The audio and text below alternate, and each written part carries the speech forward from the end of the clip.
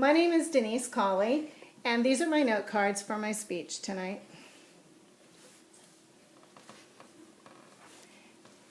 And this is my audience. I have two neighbors that kindly volunteer to help, and also my son that's filming is an audience member, so that's 3 audience members. So as I said, my name's Denise Cawley, and this is a speech for Communications 110. It's a persuasive speech. My topic is recruiting volunteers for Loudoun volunteer caregivers. Do you have an elderly parent or grandparent that lives far away that you worry about? Or maybe an elderly neighbor down the street? Well, you better get ready for the age wave, according to the National Council on Aging, because 1 in 6 Americans is 65 years or older, and the wave is just growing bigger and bigger. And especially during this economic downturn, it's really hit a lot of the vulnerable populations, like the elderly and the disabled. So they're really having a hard time.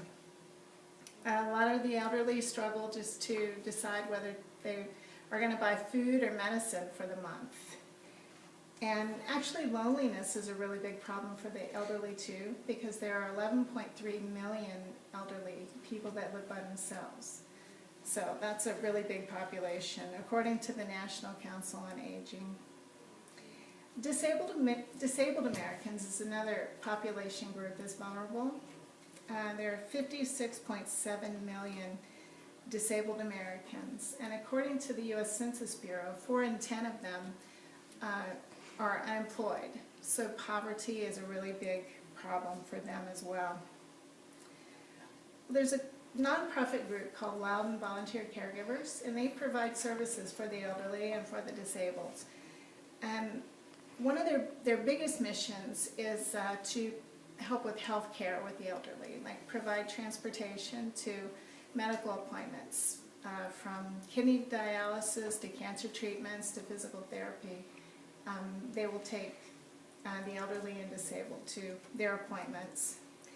And the second category of services they provide are assisting with activities of daily living, whether that's picking up prescriptions from the store for them, or making food bank deliveries, or just being a respite for sitters and caregivers that take care of them. And they also actually help the elderly and disabled with their budgeting and filling out their bills every month.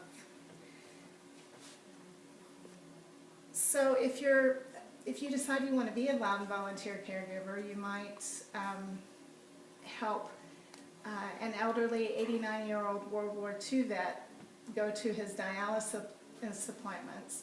And he might be able to tell you about the Bataan Death March that he went on when he was a GI in World War II. Or you might help a really young 32-year-old stroke victim. There's one that she had a stroke and she was paralyzed on one side of her body, and she didn't have any family nearby. And they would take her to her physical therapy appointments so she can rehab for that.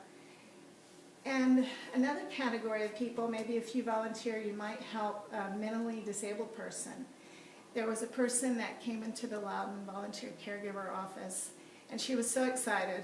Her parents had passed away, and she was unable actually to do her bills and to keep up with her budget and stuff. But Loudoun Volunteer Caregivers worked with her, and they also helped her get an apartment for herself.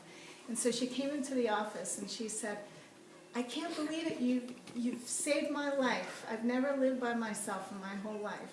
So that was a really big deal for her.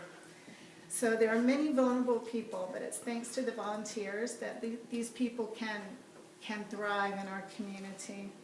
And often we receive so much more than we give if you volunteer. You learn about the stories of their lives, and so you might travel to the Philippines with a Bataan Death March veteran, or you might help a mother who talks about in 1962, 2 of her daughters were the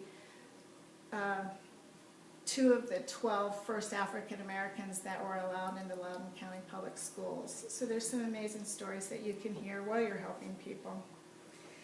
So I want to encourage you to volunteer and to, I guess, get on the age wave.